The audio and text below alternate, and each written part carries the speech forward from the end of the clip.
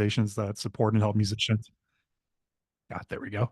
I've been doing this for years for Bandzoogle. This particular presentation is something that I kind of curated over a little bit of time. It's basically 13 tips on how to market yourself as a musician using your website. So we're going to touch on, because I'm from Bandzoogle, which I'll talk more about in a little bit here, which is a website builder for musicians. The main focus is going to be on websites and how to use your website as a tool to promote yourself and market yourself. But we're going to touch on some other things too. So just before we jump into it, so my name's Joseph. You can call me Joe if you want. My title is a learning and development coordinator at Bandzoogle. So I produce all the educational material for musicians that Bandzoogle provides. So we'll get into Bandzoogle in a second here. I'm just going to start my screen share. Okay, that should do the trick.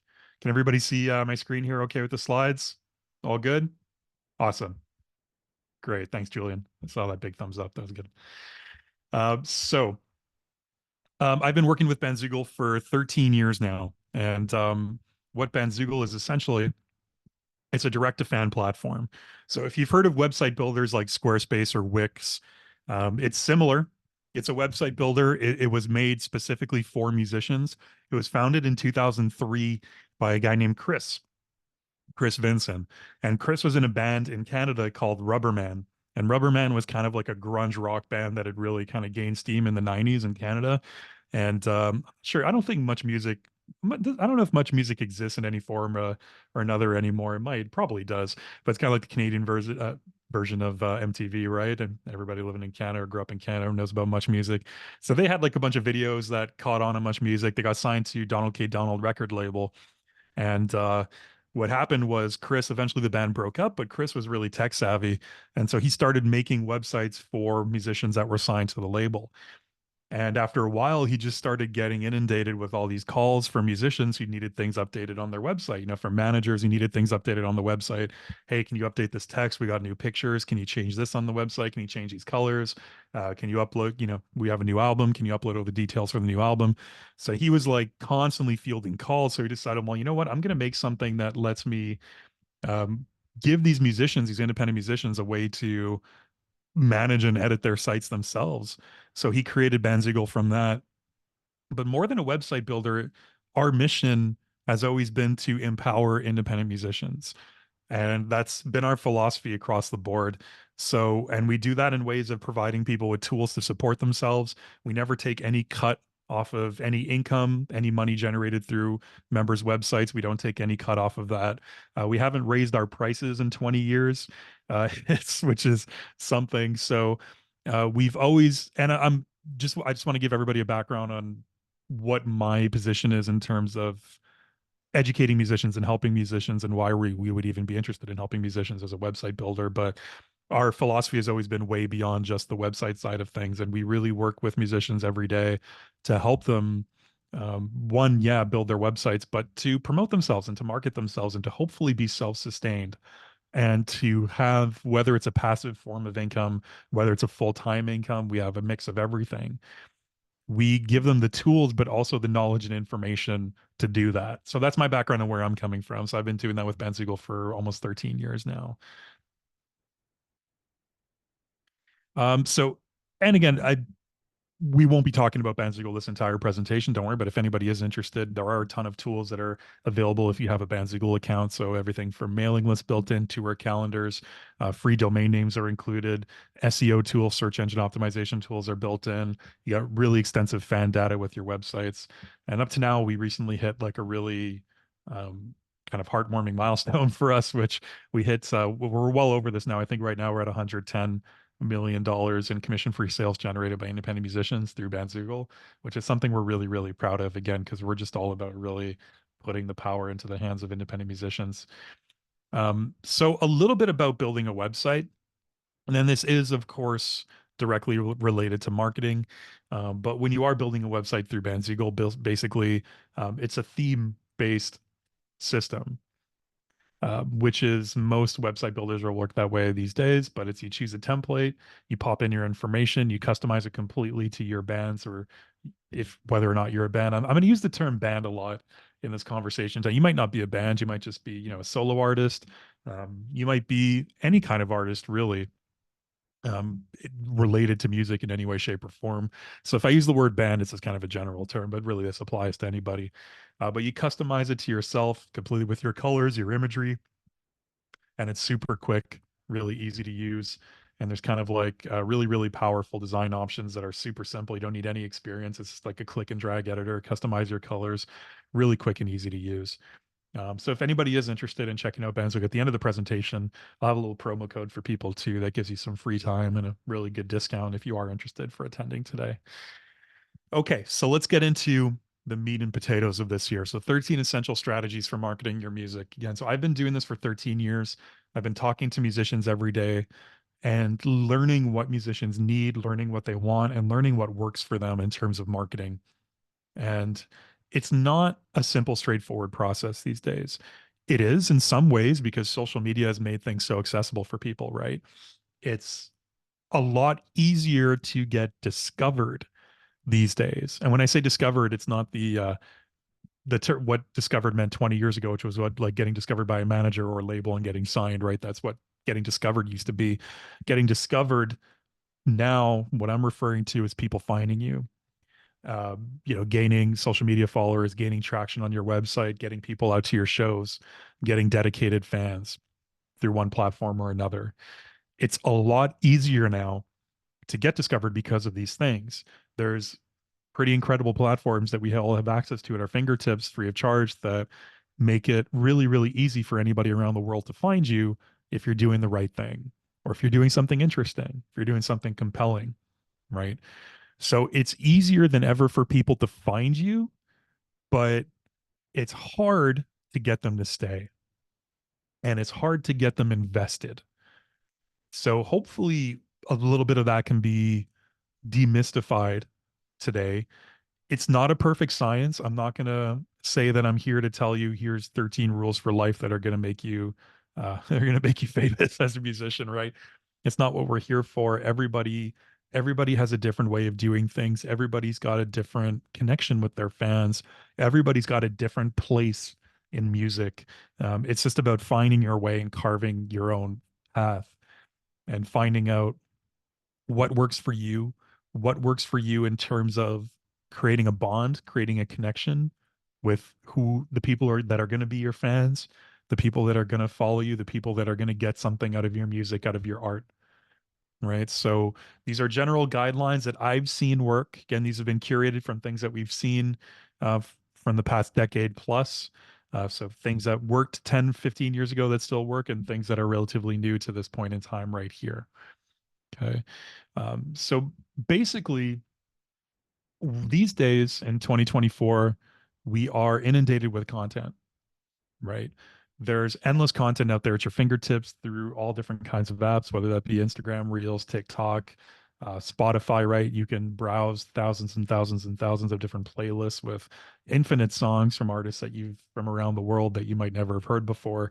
So the key right now, no matter how great your music is, no matter how well produced or how well written your music is, um, you're not just that alone isn't going to be necessarily what captures people. Okay. So marketing yourself online and marketing your music is really an entire skill set in itself. Um, and this day and age, it's really kind of because of that sort of infinite amount of content and infinite amount of options, it's almost nearly impossible to grow a fan base successfully as a musician without some form of planned marketing. You can get really sort of lucky with an algorithm, and maybe you post something on TikTok and a song of yours gets a million views and 100,000 likes or something like that, right? And I've seen so many people who get that one hit and then it just disappears. It just disappears because there was no organization behind the scenes in terms of them having a plan, even a rough plan. Even I'm not saying something that's like they spent weeks and weeks outlining and is really intricate and complicated and takes up all their time. Just some kind of planning behind the scenes that's going to plant the seeds for these new fans to kind of grow, right? So this is what we're going to be looking at. So when we say essential strategies for marketing your music, that's what we're talking about. Once you get these eyeballs on you, how do you keep them? I was this one of my friends that I know, this guy Steven, who lives in Germany, he had a video that went viral probably in 2014, so about 10 years ago, kind of like at the beginning of videos kind of going viral in that sense. And he had just like this clip. He was a busker in Munich. Oh, sorry, and he was in Berlin at the time. He was a busker in Berlin, and it was just him. He was a synth artist, and he was jamming and doing his thing. And somebody filmed him. And it was this grainy video. Which 10 years ago, I think smartphones were still pretty decent. I don't know why it was so grainy, but it was this grainy video of him just doing his thing and dancing. And it was like a 5 second clip, but he had this song that had this really funny, catchy chorus. And somebody posted, and it went viral, and he got millions and millions and millions and millions of views. And so he got this instant sort of following of people who found him on social media and people who, oh, you're the guy from that clip. And then after that, it just died. And because he had no plan, he had no organization behind the scenes. He didn't have any kind of plan to regularly post on social media to provide updates and content for his followers. He didn't have a website. He didn't have any kind of branding to him as a musician. So, just an example, it's you need to have that kind of organization and structure behind the scenes. Okay. So, number one, the first tip, know your brand. And when you hear the term brand, that can sound kind of like a little bit corporate or scary for people, or even turn you off, right? It's like, oh no, I'm an artist. I don't need a brand. I totally get that, but you do. If if you're serious about marketing yourself, and if you're here for this presentation, I'm assuming that's something you're interested in. If you are interested in marketing, and you are interested in sort of like carving out a niche for yourself as a musician, having a brand is key. A brand doesn't mean it's something that is rigid that you're stuck to. That's not what I mean. As an artist, you always want to be free. You want to be fluid, right? If things change, you want to be able to adjust, and a brand can always adjust. A brand is always evolving. But before you can market yourself, if you are serious about marketing yourself, you need to have branding in place. So, what is branding in this context? Branding is determining what is unique about you. What is unique about your act? As a musician, you are an act, right? You are producing art, you're writing, you're performing, but ideally, whether you're performing live or whether somebody's listening to your music and streaming, you are an act that's putting forth a performance that people are consuming, and it's as entertainment, as something that's going to give them some kind of fulfillment, right? Much like play actors, much like actors in a movie. So, what is unique about your performance? And that's something that you need to think about. Your presentation as an artist, what is unique about you? And that could be, again, that could be totally evolving. I'm sure you can think of a million different artists out there whose presentation is constantly changing all the time, right? But for this moment in time, if you're serious about putting together a plan for marketing, what is unique about you? What about your story is the most compelling? And what's going to set you apart from every other artist out there in your genre? Not every other artist out there in the world, but in your genre. So when we talk about music marketing, you, it, I don't like using the word competition because that's just a little bit too aggressive. I don't like looking at music in that way because I think there's space for everybody. But technically, your competition is people in your genre, right? If you are a jazz flutist, you're not competing with a death metal band for space, right? You can look at it that way. So in terms of your genre, what sets you apart and what makes you unique? That's a good place to start. You can narrow that down or you can broaden that a little bit later if you'd like, but to start with, for what you do, what makes you unique? And then how are you going to present yourself?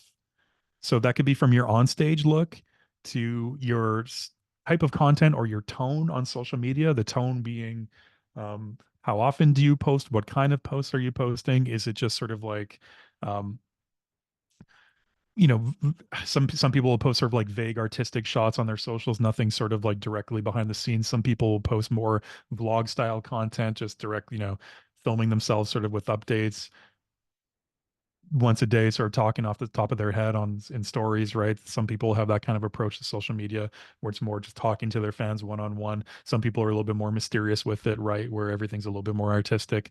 So what's your tone on socials? What do you have a logo? You don't need a logo. Do you want one? Do you think that's something that's going to be important for branding for yourself? If so, come up with one. And most importantly, have a color scheme and photos. Okay. Color scheme is huge. So you see here, these are three different examples of Bandzoogle members. And what's amazing about a color scheme is that colors will speak a million words to people. Colors will convey an emotion. Colors will convey a feeling, a vibe to people. My favorite word when I'm talking about branding of musicians is vibe. And I'm going to use that word a lot tonight.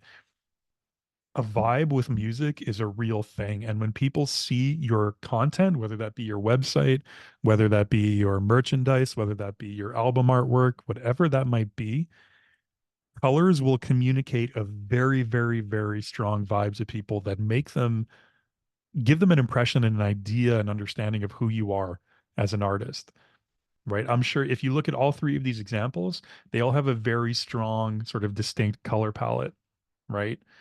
And it makes you feel something without even ever listening to a second of any of those three artists' music. You can look at just by the imagery is one thing, and we'll talk about that in a second, but just by the colors, you can look at that and feel something. You can look at that and have an idea. You can almost hear their music. If you can almost, right, you can picture what it would sound like just by looking at the pictures and looking at the color schemes. It communicates something. And music is, you're selling a vibe, you're selling a feeling. Think about an album that you really, really love or an artist that you really, really love. There's sort of like this ethereal sort of um, feeling to that artist or that particular album or a particular song that you associate with it. It makes you feel a certain way. It places you somewhere in your mind in a comfortable place, in a happy place, in an energetic place, sometimes in an aggressive place. If it's something more like, like a metal band or something like that, where it's you're blowing off steam or it just makes you feel like it's a rush of energy, whatever it might be. But there's a communication that's happening there. And that goes back to even like physical records. When you used to buy, I remember, obviously it's not a thing anymore. You could still, vinyl stores still exist. I don't want to write that off completely, but it used to be that you would go shopping for CDs or something when you're buying your music and you go into this music store with thousands of CDs. And in Canada it was HMV, the big chain that unfortunately doesn't exist anymore. But you would go through and you would just look at album covers and you would look at the colors and you would look at the pictures, and you couldn't just go on the internet and listen to a lot of these. So some of these artists you'd never heard before, and you're just going off the branding. You're just going off the cover. And then you would go home and you would pop in this CD or this cassette and you would listen to it and you would stare at the artwork, you would stare at the colors, and it would make you feel something in conjunction with the music. So while you were listening to it, you had these visuals that accompanied it. And it's important. And again, remember, everything that I'm talking about tonight is not things that are necessarily going to first bring people in, but these are things that are going to keep people once they find you. If you have this distinct brand established and people find you and they find your website and there's a feeling to it, there's a vibe, and they identify with it, they like it, it makes them feel a certain way, it makes them feel comfortable, nostalgic, energized, whatever it might be, inspired, right? That's one thing that makes them bond with you. And that's one thing that creates fans. Okay, so I think this might be the most important slide that I can of the presentation tonight, but know your brand. Work your email newsletters. Okay. Email marketing is something that's been around for a long time and it's still extremely, extremely effective. Socials are very effective for marketing to your fans. But the thing is with socials, when it comes to algorithms, you have zero guarantee that if you post something, that all your followers are going to see it. So if you're trying to promote an upcoming gig or if you're trying to promote a new song that you're dropping and you post it on Instagram, you put it in your stories or you put it on your main feed, you have zero guarantee that everybody who follows you is going to see it, right? Especially if it goes into the feed. Right? People get ads on there before that. They get suggested content based on their algorithm.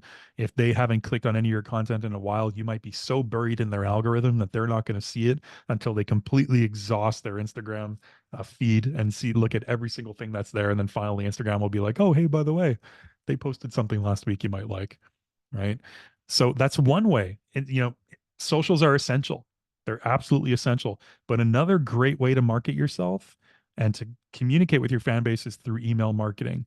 So through a website, you can collect email addresses from people who sign up to your mailing list. You can give them an incentive to do it.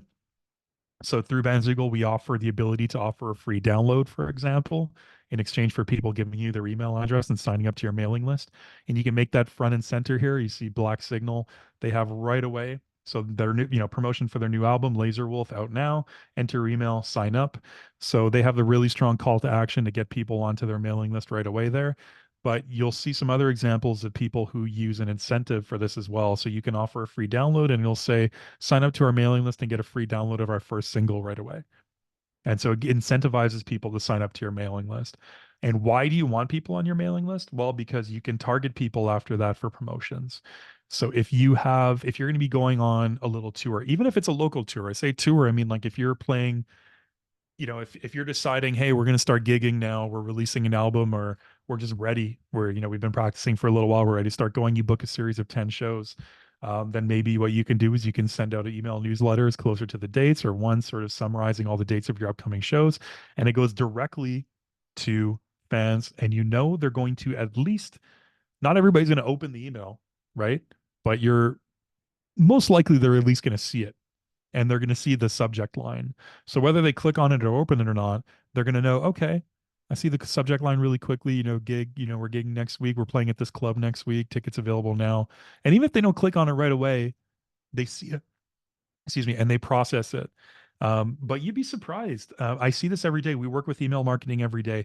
The average read rate on an email, that means the amount of people who click and open it, that we know of is 35%. And when I say that we know of, there's a lot of people, anybody who has like firewalls or VPNs in place, sometimes it'll block those statistics from being tracked. So those numbers can be a lot higher than that. But the average is 35% of people. And I think the last figures that I saw on something like Instagram of people who are following you who will see one of your posts was below 10%. So it's still, that we know of, at least 3 times more effective than social media in terms of reaching your followers every time. Okay, so it's still very, very effective.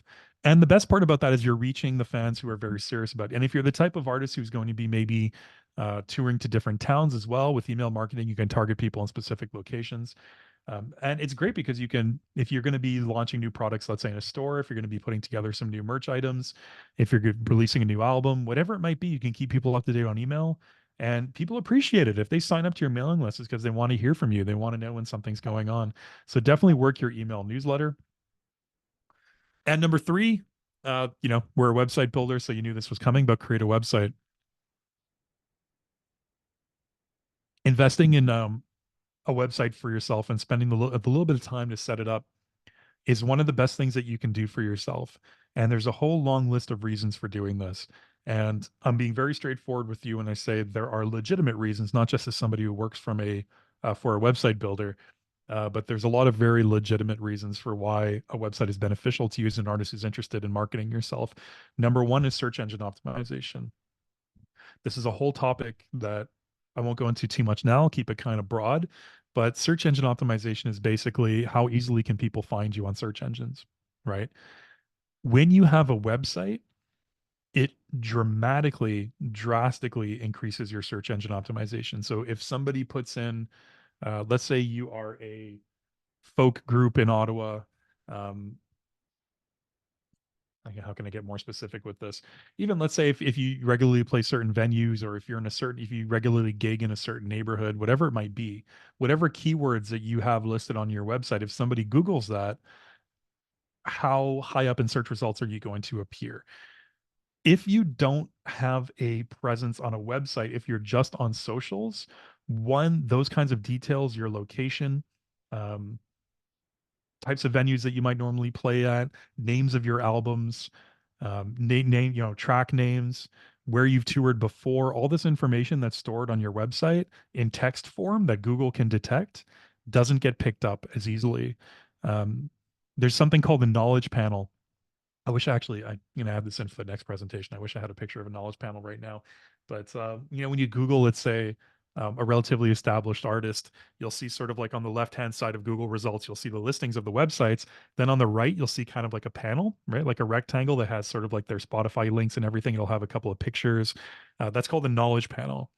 And so that's something that it's kind of like a blue check mark on X, right? It's kind of like this sort of verified, it gives you a little bit more credibility. And those are given sort of kind of automatically through Google once you've hit a certain level of credibility with them. You don't get one of those if you don't have a website.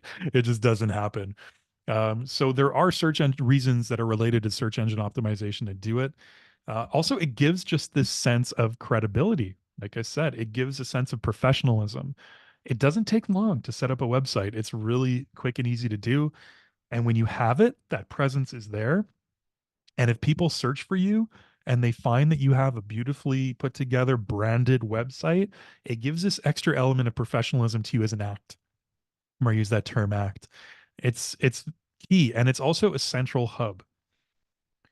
Websites are still a central hub that people know they can find certain things on.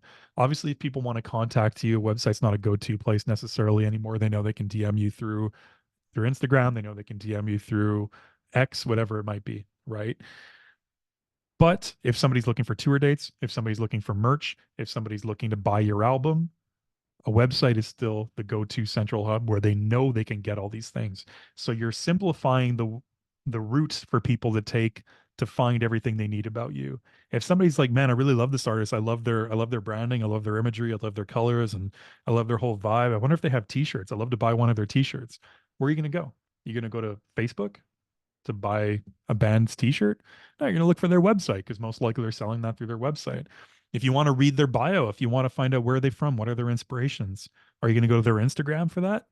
Maybe, but you're not going to find that. And if it is there, it's buried somewhere in a post or in an old archive story, right? But you know that if you go to a website, you can read the bio, that's there. Tickets for gigs. If you're interested in finding out when their gigs are, can I buy a ticket? Website is the go-to place to go. So it's for those reasons, a website is still extremely essential. With a website, you can create things called landing pages as well. If I'll give you sort of like a brief introduction to what landing pages are, but if this is something you're curious about, all of our resources that part of my role as a learning and development coordinator at Bandzoogle is I put together educational material for musicians, and it's all free. You don't have to be a paid member to access this. Our YouTube channel is completely free. If you go to our YouTube channel, you'll see my face all over it. I kind of curate the YouTube channel.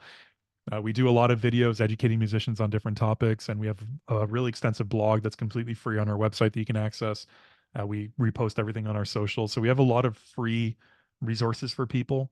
If you hear something that I talk about here that you're kind of curious about, just Google Bandzoogle, let's say landing pages, and you can find a whole bunch of information on that. But essentially, what a landing page is what you see here. So it's a page of a website that has nothing on it except for one specific call to action, as we say, one specific action that you want people to take, whether that's signing up to your mailing list, whether that's buying a ticket to a show, whether that's buying a new merch item, downloading a track, whatever it might be.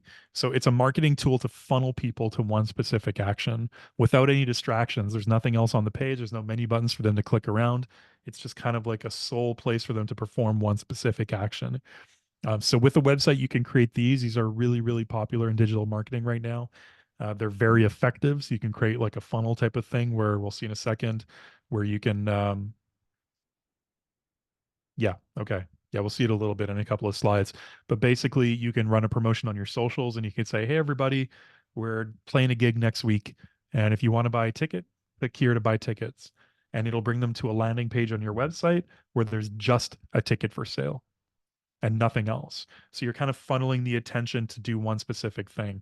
And also there's behind the scenes stuff with that where you can track like how many people, like the bounce rate, how many people landed on the page and clicked away without doing something, for example. So it gives you all these behind the scenes statistics as well, so you can tell that if your marketing campaign ran well or not. But there's basically what you could take away from this is that there's a lot of sort of semi-advanced marketing tools that you can use on a website. There are smart links. So smart links are you might have you think Linktree, Linkfire, right? Everybody's got a link in bio these days. It's kind of become the standard. That's something that you can do through a website. And Bandzoogle has a smart links feature that allows you to kind of put on any page of your site, or you can just build a landing page, like I said, that just has smart links, which is kind of the standard now that you can link to. So there's no other distractions and just your link stacked links there.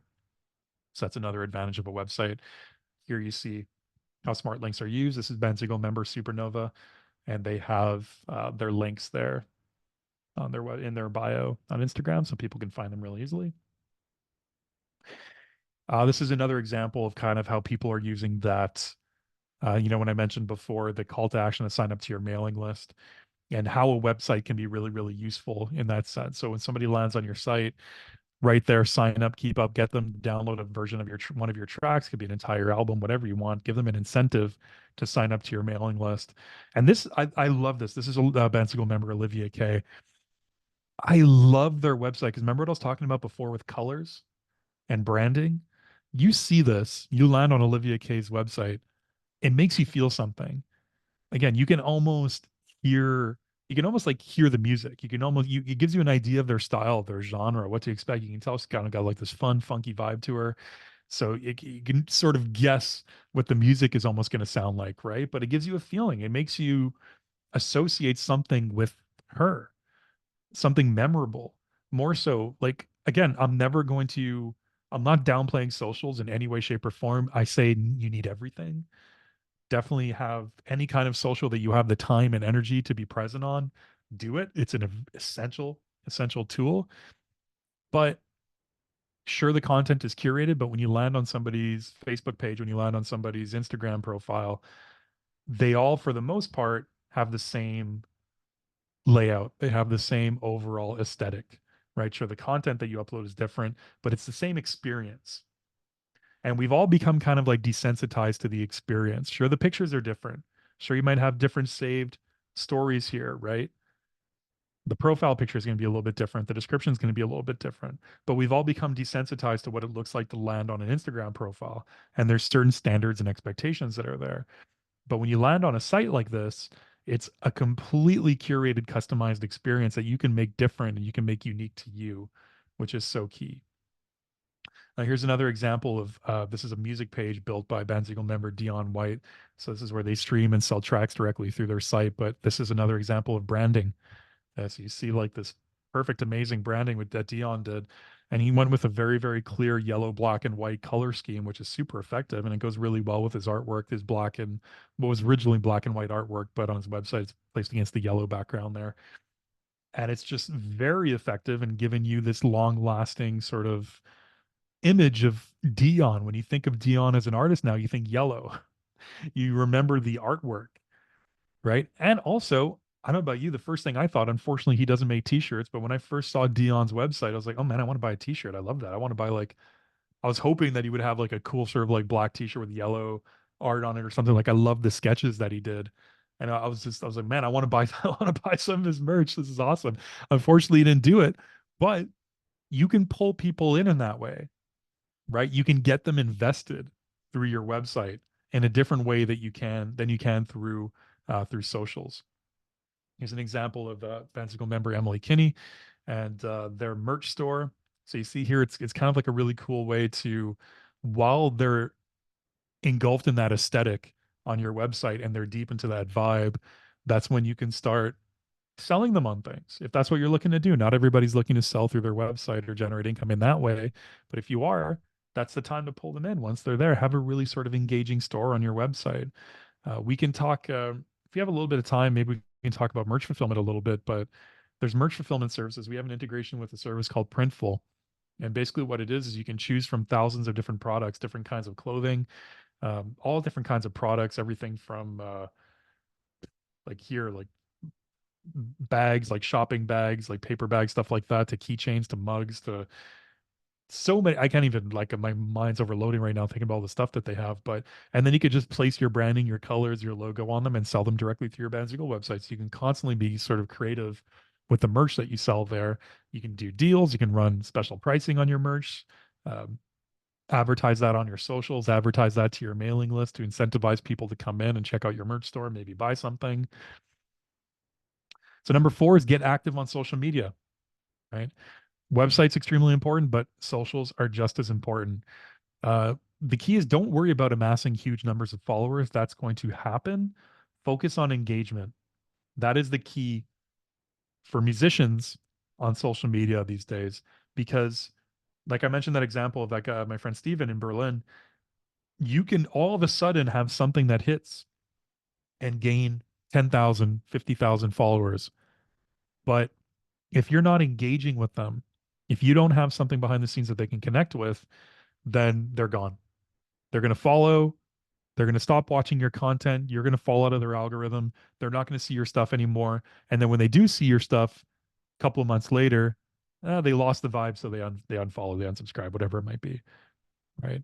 So focus on engagement. If you can engage with people through lives, through really interactive kind of content, interesting, really well thought out content, build the numbers will come, but focus on engagement more than just trying to build up numbers really, really quickly, because that's kind of empty. That doesn't really result in anything. Instagram, Facebook, and X, all great places to start. But what I would recommend is really YouTube is a great discovery platform, but TikTok is, I know everybody, TikTok's a little bit controversial. People kind of associate it with like people doing like dance trends and stuff like that. It is, from what I've seen, the most effective option that's out there for people now to get discovered, musicians especially, because of the nature of the algorithms on TikTok.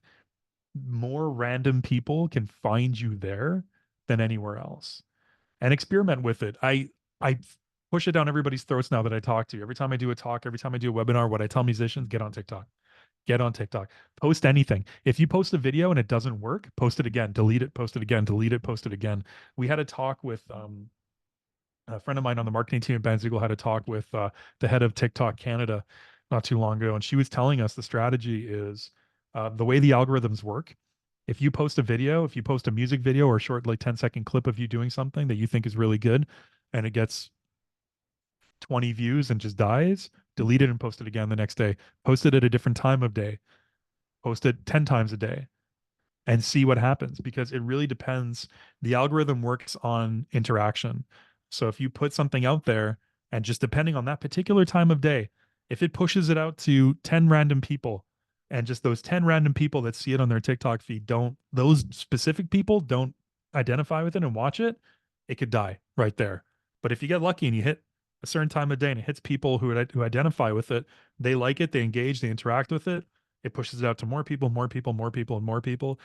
So you can see a video hit and get really, really big after 5, 6 failed attempts of posting it. So TikTok's an amazing place to experiment and an amazing place to get discovered. Another thing you can experiment with is ads. So on Instagram, Facebook, you can do paid ads to push out ads to people in your specific area, people who have already visited your website, people who have already visited your socials before. You can push out ads specifically and target it to them. So it's very much an effective way to even beat those algorithms that we were talking about before. You don't, I'm not talking about pumping hundreds of dollars into this. You can run really small campaigns through things like Instagram, $5, $10 if you're playing a gig to push out a sponsored post to people in that neighborhood or that specific city and really sort of say, hey, get tickets, come check out our gig, and link back to your website where they can buy a ticket. It takes a little bit of trial and error at first, but it's it's worth it. It's worth sort of like, depending on what you're promoting, spending a couple of bucks and getting the extra eyeballs on something specific that you're promoting can help. Doesn't work for everybody. Like I said at the beginning of this, not all of these are for everybody. It really depends on what you're doing and your specific kind of content, but it is something to experiment with. So if you haven't experimented with paid ads before and you are the type that is interested in promoting something, whether that's ticket sales, merch items, whatever it might be, experiment with it. Focus on streaming. Don't think that you are going to make a living off streaming. That is just not the reality of the business that we're in anymore. Even big established artists do not make a lot of money off Spotify streams. Okay, that's not where you're going to generate income if income is what you're looking to generate. But it is a great way for people to discover you. So getting your songs featured on different playlists can be just as effective as some kind of like what was traditionally press coverage before, somebody talking about your album or talking about you in a magazine or something. These days, I'm probably as old school as it is. I've been around for a long time. I don't want to reveal my age, but I've seen the music industry evolve through many different decades and many different trends that have come and gone. And even though um, I'm old school in a lot of ways, I discover my music through my new music these days through Spotify exclusively. And I know a lot of people I talk to do the same thing. So checking out a playlist of something that you're feeling like, try a new playlist for a mood that you're in, a style of music you feel like listening to, and then boom, all of a sudden you discover all this new music, favorite it, add it to your liked songs on Spotify, and then there you have this new artist that you really like and you follow, right? So it's a very effective way to get discovered and getting featured on playlist. We'll talk about this in a little bit, but a little bit more. But getting playlist curators to feature you is a effective way to do that. And so you can reach out to people. People have specific accounts who might have really popular playlists. You can reach out to them directly, sort of send them a DM and say, like, hey, check out my stuff, whatever it might be. Send them a link to your songs, to your profile on Spotify. So doing a little bit of like pounding the pavement, so to speak, to try and get your music featured in different playlists is a great way to do it. If you don't have music on Spotify, or on any other kind of streaming service, you do want to go through a digital distribution company. That is the way to get your music featured on these platforms. So it's not a secret, we were bought by DistroKid recently, which is kind of like one of the largest digital distribution companies that's out there. There's a few other CD Baby in Canada as well. So there's a few options.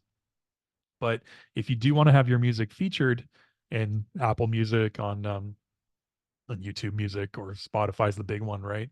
You need to go through a digital distribution company and they charge a couple of bucks to submit an album or a song, whatever it might be, and they send it out to you to all different kinds of platforms. So if you are curious about it, DistroKid is a great one to take a look at if you're curious about that kind of getting distribution for yourself. So yeah, they get onto Spotify, Apple Music, Amazon Music, Tidal, TikTok, YouTube. So when we say TikTok, it means like the music options for people, right? So if you're posting something to TikTok and you're looking for music to stream over it and you search for a specific genre of music, if you want your songs to show up in there as a possible option for people to browse through, they get it sent, distributed to them. Yeah, unlimited uploads. You keep 100% of your earnings. Your DistroKid as well. Um, they sort of aggregate your payments for streams and then pay you directly. So you get like Spotify won't pay you directly, for example, for streams that all goes through your distributor. So it would go through DistroKid. And these are all the different companies that they will distribute your music to for you. So it's worth checking out. It's not a big financial commitment. Like I said, it's a couple of bucks to submit something, and then it's just a little bit of a not a long process at all, but you have to sort of just create the account, submit the music, and boom, you get featured on all these different platforms. Leverage the power of video. This is a huge thing. So video is kind of king these days in terms of content. Like even you see Instagram is focused more on reels these days, right? Than actual imagery and photos, which is like, it's a camera, the logo of Instagram's a camera, right? Originally it was those when Instagram first started, it was those filters, like those 1970s vintage photo filters on pictures, and that's what everybody was posting. That's like how Instagram started. And now it's all video, it's all reels, right? Every platform has gone towards videos. So if you are not making videos for yourself as an artist, do it. It's the way. It's the way to be discovered these days. Video is king in terms of content right now. Anybody can take video. It doesn't need to be a professionally shot video. Everybody's got a smartphone in their pocket, or somebody who has one that you can borrow to take a video if you want to. It is worth it and it is essential. It can be as simple as a vlog style video behind the scenes if you don't really feel like recording yourself playing or recording yourself singing, whatever it might be. You can do some just quick talking to the camera, prop up your phone and be like, hey, everyone, today we're going to be writing some new music. We're getting together at our jam space and we're going to be getting some inspiration doing this. So we'll see what comes of it. I'll update everybody later. Post it to your socials. Boom. It's a way for people to connect with you. And it takes what I just talked about, you could do in 30 seconds. Boom, post it to your socials. Do that every day. Do it every second day. Do it once a week, whatever you're comfortable with. But it's essential these days for creating connections. And even better, if you want to film some live stuff, again, prop up your phone. You don't need anything more expensive or more professional than that. You can get these sort of like smartphone, what's the word I'm like, tripods. You can get them on Amazon for super cheap if you want. Just get one of those. If it's any smartphone, you can prop it up and just record yourself playing an acoustic version of one of your songs. If you're in a band, record yourself singing, record your band jamming, whatever it might be. And the beauty of video and the beauty of the platforms that we consume video through these days is that it doesn't need to be formal. It doesn't need to be polished. It's even better if it's not polished. So you can constantly post things and you can keep people engaged and inspired by you, which is really, really, really key.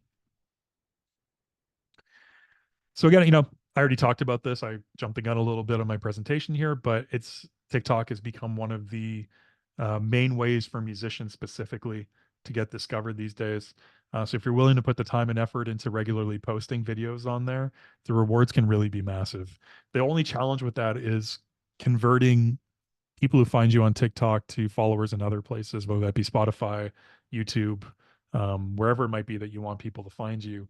That's the challenge, but getting new eyeballs on you, if that's what you're looking to do, it's right now, I think, the most effective platform for musicians to do that. Number eight, play gigs. Nothing replaces playing gigs, as many as you can. If you're not gig, I've been in bands, I've been managed bands. I managed bands here in Montreal for a couple of years before I started working at Bandzoogle, a couple of different bands. I know how sensitive some people can be to performing live, even though you're a musician and you would think that performing live is what you would, the end goal. I have seen it in the bands that I was in. I've seen it in the bands that I managed. A lot of musicians are perfectionists. A lot of musicians don't want to play gigs until things are just right. They want to have their performance right, which is important, right? But don't wait. Don't wait too long. The longer you wait before playing a gig, the longer you wait between gigs, things can get stale, things can get stagnant. Keep it moving, even if it's not perfect, who cares? Get on stage. It keeps you inspired as an artist. It keeps you inspired as a band, and it keeps people engaged with you. It keeps you out there. It keeps people finding you, local people finding you, which is important because as a locally performing artist, you want people to keep coming out to your shows. I mean, come on, everybody. If you're a musician, I'm sure you go out to see shows all the time. If I was out just seeing a random show, there's so many venues. I'm assuming everybody here's in Ottawa. I don't know too much about the venues in Ottawa, but obviously there are venues that you can go to on a Friday, Saturday night if you just want to catch a band that's playing a show that you've never heard of before, not even about the band, right? Just go to the venue on a Saturday night sometimes. You know that somebody's going to be there, buy a ticket to get in and see who's playing that night. Or maybe you know the band, you research them a little bit ahead of time, or you know the band and they have four openers and you discover one of their openers. Get on a card, open up for some people who are playing your local venues. People discover you there, like, oh man, they're awesome. I'm gonna check them out. They're on Spotify. I'm gonna check out their website. Oh, cool. Yeah. Oh man, they have a t-shirt. They sell vinyls. I'm gonna buy one of their vinyls through their website. Whatever it might be, they're gonna come to your next time you're playing, they're gonna go to your website, get on your mailing list so that they can find out the next time that you play a show, so they can come out and buy a ticket, sell the tickets through your website, generate some income that way. It's all a circle, but you have to get out there and play. Building press relationships. This is something that gets a little bit more convoluted, but if you can, these days publications, and press can be even, God, vloggers on YouTube, music reviewers, right? Find people out there who are talking about your genre of music and reach out to them.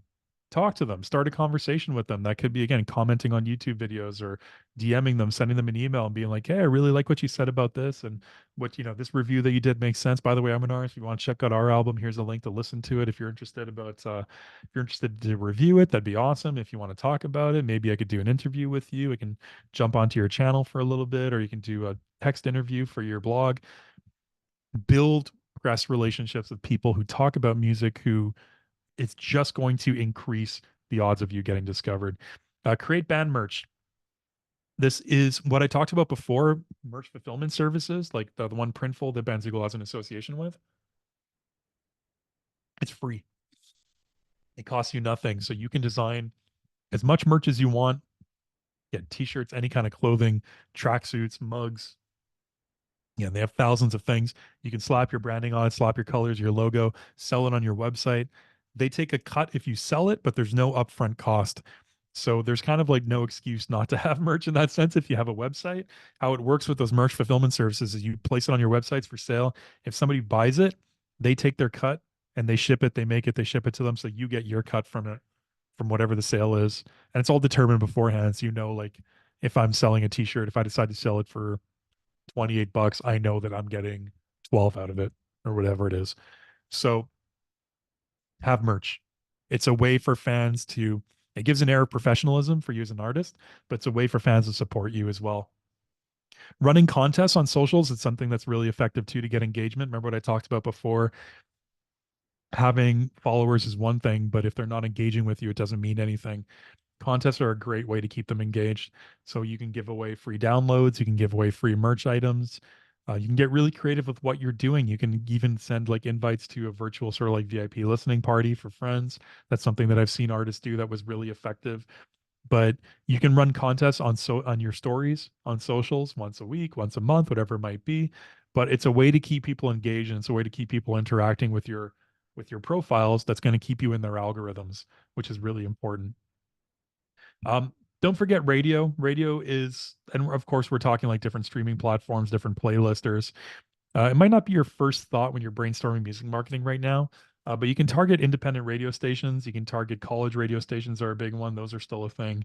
They can be effective ways to get your music out there. So you can reach out to them. You can send them a link to your site. Hey, listen to our stuff. Check it out. We'd love to be featured in one of your playlists.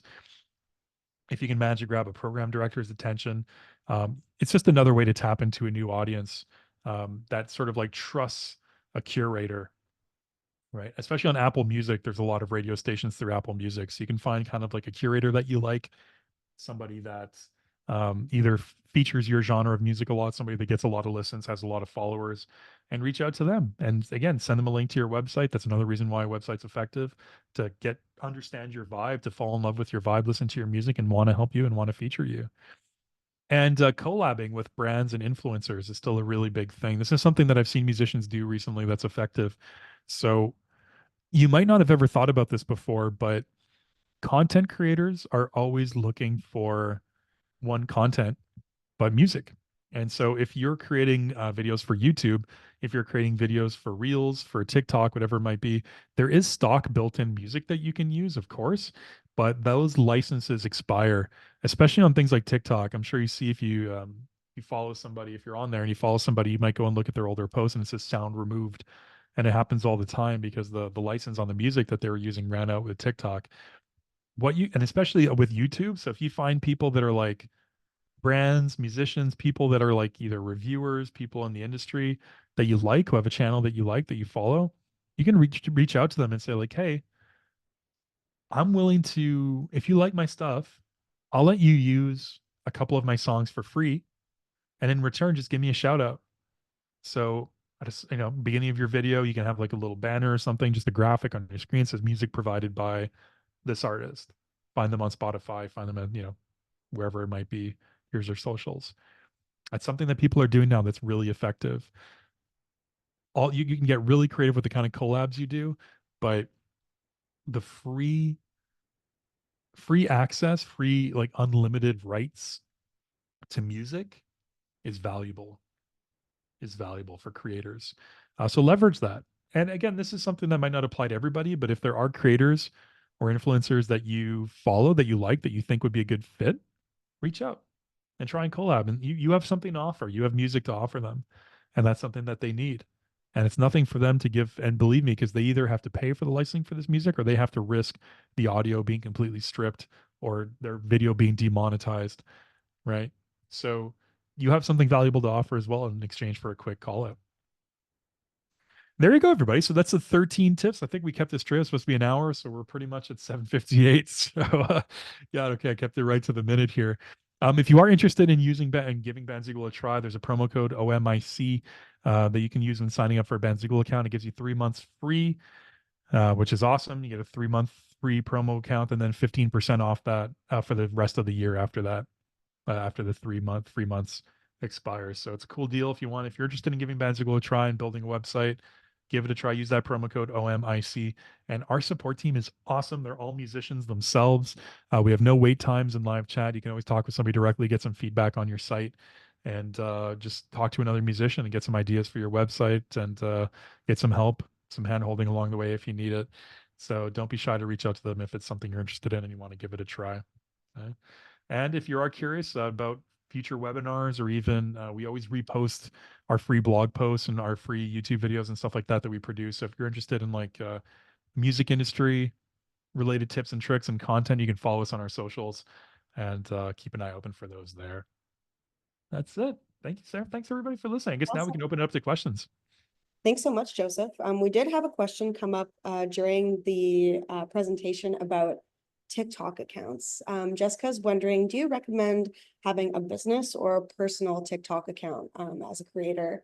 Knowing that some sounds and music aren't available to use if you have a business account, but if you aren't able to run ads in a personal account? Yeah. That's a very good question. I'll be completely honest with you. I don't know enough about the limitations of either, but I will tell you that in Canada, you can't monetize TikTok, unfortunately. So, like you can in the States. So, that's something to consider, whether that's a factor for you not in doing a business account. But to be completely honest with you, I'm not sure about the benefits of having a business account as opposed to a personal one. I'm sorry, I wouldn't be able to give you information. But all I know is that you can't monetize in Canada, which sucks. So that's probably a detractor to a business account. Did anyone else have any other questions?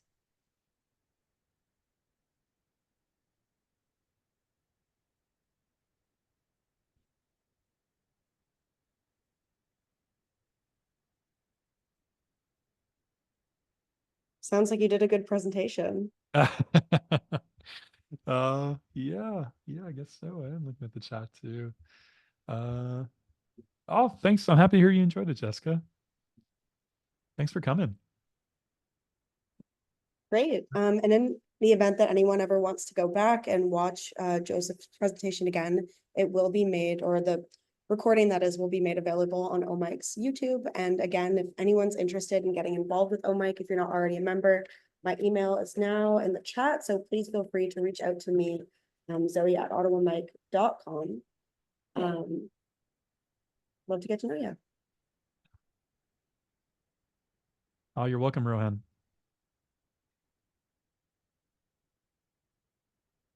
Thanks everyone for coming out. That was so much fun. That was Thanks, awesome. everyone. My pleasure.